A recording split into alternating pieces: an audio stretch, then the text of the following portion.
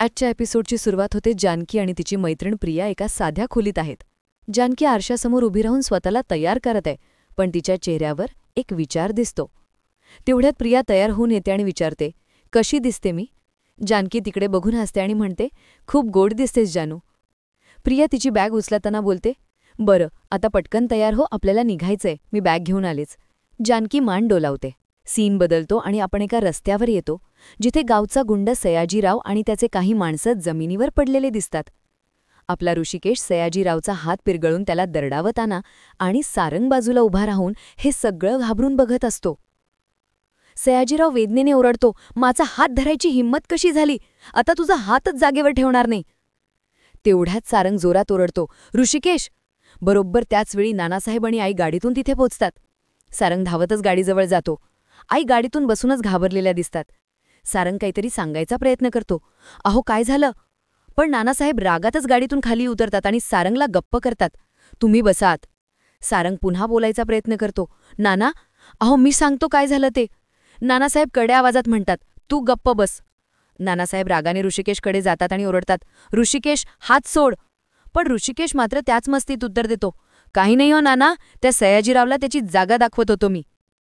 Scene पुन्हा जानकीकडे वळतो. वात्सल्य आश्रममध्ये जानकी आपली बॅग घेऊन निघायला तयार होते. ती मुलांना विचारते, सायली, माझी बॅग भरून झाली का? तेवढ्यात एक लहान मुलगी चानी तिचा हात धरते आणि म्हणते, जानकीताई, इथे तू आम्हाला न भेटता जाणार आहे?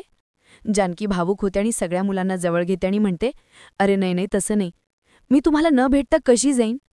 दुसरी मुलगी सायली पुढे येते आणि म्हणते, तू आली नसतीस तरी पण आम्ही येणारच होतो की तुला हे ग्रीटिंग कार्ड्स द्यायला. चानी लगेच तिचं कार्ड पुढे करते, हो ताई, मी पण तुझ्यासाठी ग्रीटिंग कार्ड बनवलंय.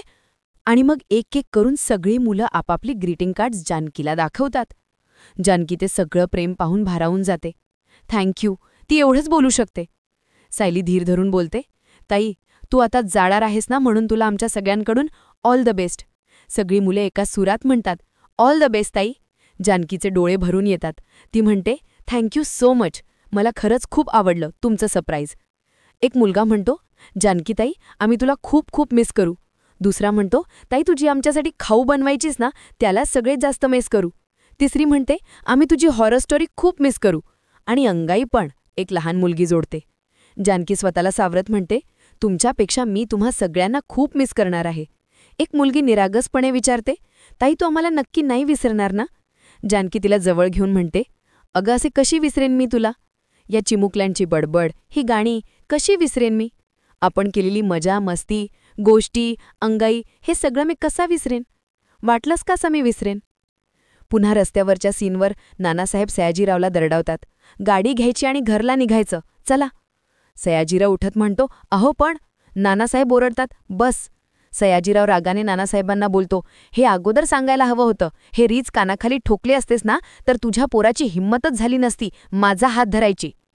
हे ऐकून ऋषिकेश पुन्हा चिडतो, ए सयाजीराव.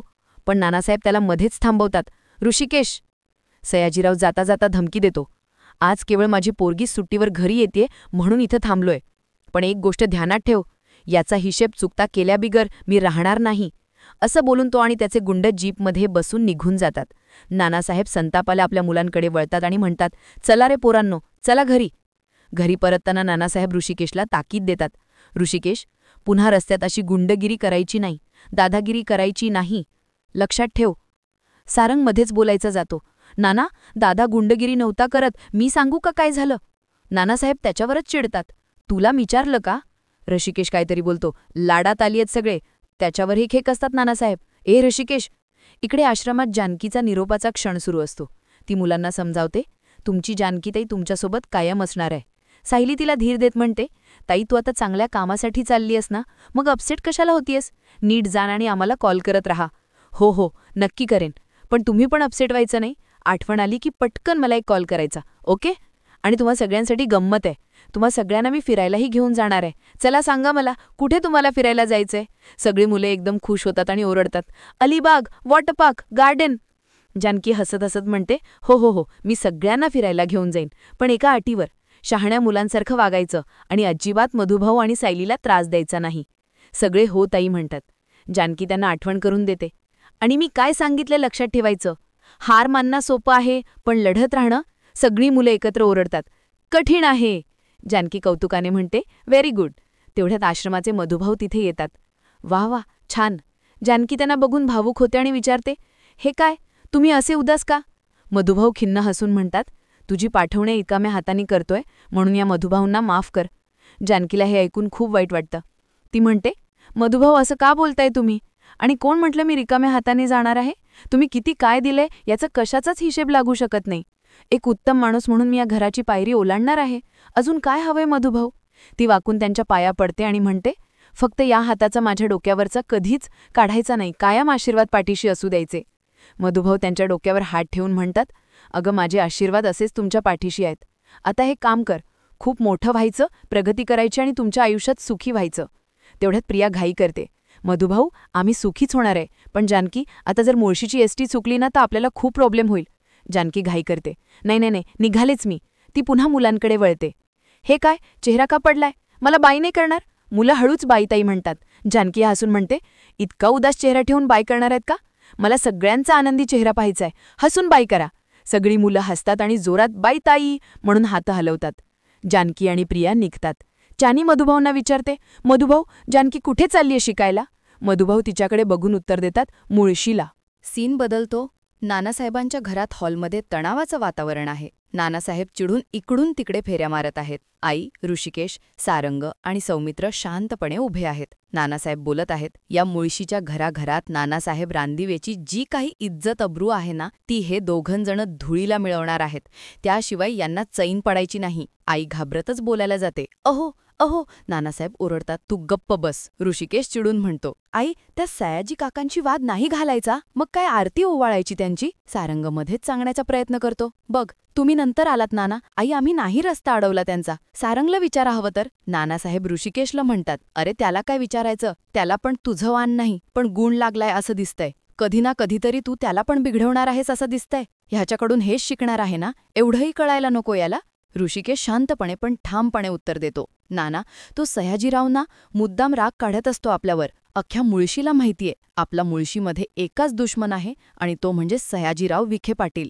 नानासाहेब त्याच्या युक्तिवादावर आणखी चिडतात, अरे दुश्मन आहे म्हणून काय झालं? नाक्यावर जाऊन सगळे मारामाऱ्या करत बसणार आहेत का? अक्कल आहे का? आई पुन्हा मध्ये पडते, अहो अहो शांत रहा ना, मी काय म्हणते मी समजवते ना मुलांना. नानासाहेब वैतागून म्हणतात, हे कोणाचं काही ऐकणार नाहीत. पैशाची हवा गेलीये ग त्यांच्या डोक्यात. माज आलाय त्यांना, माज. तो माज आता मलाच उतरवायला लागणार आहे. एक सांगून ठेवतोय, उद्या जर पोलिसांनी पकडून घेऊन गेलं ना तर पोलीस स्टेशनला सोडायला सुद्धा मी जाणार नाहीये, लक्षात ठेव. ऋषिकेश हसतो, पोलीस? नाना अहो तुम्ही नका काळजी करू, ही वेळच येऊ देणार नाही मी. नानासाहेब त्याच्या या बेफिक्री वागण्याने अजूनच संतापतात. बघितलंस, काही फरक पडलेला नाहीये. या असल्या कार्ट्यांना अजून पंखाखाली घेऊन बसा तुम्ही, काही सुधारणा होणार नाही यांच्यात. आणि असं म्हणून नानासाहेब रागाने आत निघून जातात. पुढच्या सीनमध्ये जानकी आणि प्रिया मुळशीतल्या तिच्या काकूच्या घरी पोहोचतात. काकू त्यांना कॉफी आणून देते. जानकी म्हणते, काकू थँक्यू सो मच. काकू लगेच नियमावली सुरू करते, ते तर आलंच, पण आजचाच दिवस हा, उद्यापासनं तुझी कामं तुलाच करावी लागणार आहेत. घरातलं कोणीही तुला हातात काही आणून देणार नाहीये आणि फक्त स्वतःची नाही तर घरची पण कामं करावी लागतील. प्रिया जानकीची बाजू घेत म्हणते, त्या बाबतीत तुम्ही काळजीच करू नका काकू. आमची जानकी अगदी सुगरण आहे. एकदा तिच्या हातची चव घेऊनच बघा, तुम्ही तिला इथून जाऊच देणार नाहीयेत. काकू तुसडेपणाने म्हणते, का? माझ्या लग्नाच्या आहेरात आली आहे ही? इकडे नानासाहेबांच्या घरी आई ऋषिकेश आणि सारंगवर रागवलेली असते. ऋषिकेश, काय झालंय तुम्हा दोघांचं? अरे यांना किती मनस्ताप होतंय, दिसत नाहीये का तुम्हाला? ऋषिकेश आईला शांत करायचा प्रयत्न करतो. आई तू शांत हो ना, तू ये, बस बस. नानांचं काही नेहमीचंच आहे, तुला माहिती नानांचा स्वभाव, लहान लहान गोष्टींवर चिडत असतात ते. सारंग बोलतो, आई मी एकदम खरं सांगतो, दादाची काही चूक नव्हती ग. आई म्हणते, तू मग त्याचीच वकिली कर. ऋषिकेश मस्करीत म्हणतो, आई वकिली आपला सौमित्र करतो. ऋषिकेश आणि सारंग मग आईची समजूत काढतात. ऋषिकेश म्हणतो, ए आई तो बघ, हा घोडा हसतोय तुझ्यावर. आई मी नाही हसलो, दादाने हसवलं मला. सारंग लगेच सॉरी आई म्हणतो. ऋषिकेश आईला म्हणतो, आई सॉरी ना ग, ए बघ प्लीज तू तरी आमच्यावर नको चिडूस, तू चिडलीस ना अजिबात गोड दिसत नाहीयेस, एकदा हस ना. असं म्हणत दोन्ही भाऊ आईला गुदगुल्या करून हसवतात. परत काकूचं घरी. आई जानकीला नियम सांगतच असते, पण तू एक गोष्ट डोक्यात पक्की करून ठेव, मला भाडं वेळच्या वेळी यायला हवं. उशीर झालेला मी खपवून घेणार नाही, कळलं? आणि हो, शिकायला आलीयस ना तर फक्त शिकायचं. तुझ्या मित्रमैत्रिणींना माझ्या घरात घेऊन यायचं नाही. जानकी नाही म्हणते. म्हणजे आजचा दिवस चालेल, नंतर खपवून घेतलं जाणार नाही. 7च्या आत घरात. हा माझ्या घरचा नियम आहे, तो पाळायचा. अभ्यासाच्या नावाखाली उगाच जास्तीचा विजेचा वापर करायचा नाही आणि जर केलाच तर वाढीव बिलाचे पैसे देण्याची तयारी ठेवायची. तेवढ्यात काका मध्ये पडतात. अगं थांबा ना जरा, किती बोलशील? त्या येऊन किती वेळ झालाय? थोडा श्वास तर घेऊ दे की. अगं आल्या आल्या नियम आणि अटी एवढ्या लादतेस का त्यांच्यावर? थोडा धीर धर. आणि तुम्हाला जत्रेत जायचं होतं ना? प्रिया लगेच हो म्हणते. जानकी पण खुश होते. हो हो, आम्हाला जत्रेला जायचंय. काका म्हणतात, जा मग खुशाल खा. जानकी आणि प्रिया निघतात. पण काकू मागून टोमणा मारते. आज जत्रेला वगैरे पाठवताय. किती केलं तरी पोरगीच ती, त्या अनाथ. माहिती नाही कसले संस्कार आहेत आणि काय. त्यात पोराबिराचं लफडं नसावं म्हणजे झालं. हे ऐकून जानकी दारातच थांबते. तिचे डोळे भरून येतात. प्रिया तिचा हात धरते आणि तिला धीर देते. मधुभाऊनी काय सांगितलंय आपल्याला? कुणीही काहीही बोललं तरी त्यांचं बोलणं मनाला लावून घ्यायचं नाही. आपल्याला माहितीये ना आपण कसे आहोत. मग झालं तर ना, चल जत्रेला जायचंय, मजा करूया. नानासाहेबांच्या घरी आई ऋषिकेशला म्हणते, तू ना असा नाही सुधारणार ऋषिकेश. कधी कधी असं वाटतं तुझ्या आयुष्यात येणारी तुझी बायकोच तुला सुधारेल. ऋषिकेश लगेच कानाला हात लावतो. नको नको नको, तेवढं सोडून बोल ग. नाहीतर माझी बायको आणि नाना दोघं मिळून मला दिवस रात्र लेक्चर देत बसतील. आई हसून म्हणते, मग का? तुला ना तसंच व्हायला पाहिजे, तरच तू सुधारशील. हो बाजूला. ऋषिकेश सारंगाला कोपऱ्याने ढचवतो आणि सौमित्रकडे जातो.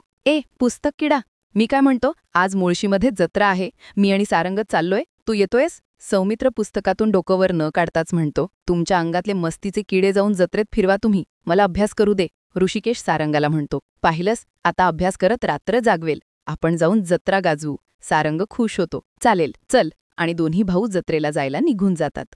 जत्रेचा सीन सुरू होतो. जानकी आणि प्रिया जत्रेत फिरत आहेत. जानकी उत्साहाने म्हणते, कंदील किती सुंदर आहेत. तेवढ्यात प्रिया ओरडते, सायली पाणीपुरी चल. दोघी पाणीपुरीच्या ठेल्यावर जातात. जानकी ऑर्डर देते, दादा एक पाणीपुरी, एक तिखट आणि एक मीडियम. त्या पाणीपुरी खात असतानाच दुसरीकडे सयाजीरावांच्या घरी त्याची मुलगी ऐश्वर्या एंट्री घेते. ती तिच्या डॅडीसाठी सरप्राईज प्लॅन करून आलेली असते. पण ती लगेच सयाजीरावांचा हाताला लागलेली जखम बघते आणि विचारते, डॅड काय झालं? सयाजीराव चिडून सांगतात, काही नाही, ते त्या नानासाहेब रानदिवेच्या पोरांनी. ऐश्वर्या वैतागून म्हणते, तुम्ही लोक ना अजूनही तेच जुने वाद उकरून काढत बसता. डॅड मी आले ना आता, बस फाईट बीट सगळं बंद. पुन्हा जत्रेत पाणीपुरीच्या ठेल्यावर. जानकीची पाणीपुरी संपते. ती दुकानदाराला म्हणते, दादा माझी एक राहिली आहे. दुकानदार दुसऱ्या गिऱ्हाईकाकडे वळतो. जानकी पुन्हा म्हणते, असं कसं झालं? एक तिखट पुरी राहिली आहे माझी, द्या पटकन. प्रिया म्हणते, जानकी हे घे, माझ्या वाटणीची खा. जानकी हट्टाने म्हणते, अगं तू मला प्रेमापोटी देतेयस, पण ही पाणीपुरी माझ्या हक्काची आहे ना. आपला हक्क आपण का सोडायचा? नका सोडू तुम्ही हक्क. ती पुन्हा दुकानदाराला म्हणते, दादा हिला द्या एक पुरी, नाही तर तिची बडबड नाही बंद होणार, द्या पटकन. आणि हे सगळं बोलणं काळा मास्क घातलेला ऋषिकेश लांबून ऐकत असतो आणि जानकीकडेच पाहत असतो. तेवढ्यात ऋषिकेश आणि सारंगची बाईकवरून जत्रेत धमाकेदार एंट्री होते. सारंग म्हणतो, दादा काय भारी जत्रा लागलीये रे. अरे मग मुळशीची जत्रा आहे. सौमित्र दादा यायला पाहिजे होता रे, लई मजा आली असती. सारंग हसतो, कशाला?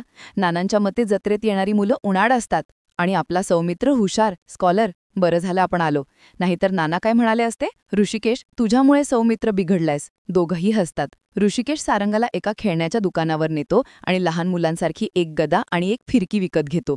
पुढच्याच क्षणी तोच काळा मास्क घातलेला इसम जानकी आणि प्रियाचा पाठलाग करताना दिसतो. ऐश्वर्यासुद्धा त्याच जत्रेत फोनवर कोणाशी तरी चिडून बोलत असते आणि ती जानकी आणि प्रियाच्या बाजूनेच निघून जाते. आणि अशा प्रकारे आपल्या आजच्या एपिसोडचा अंत होतो.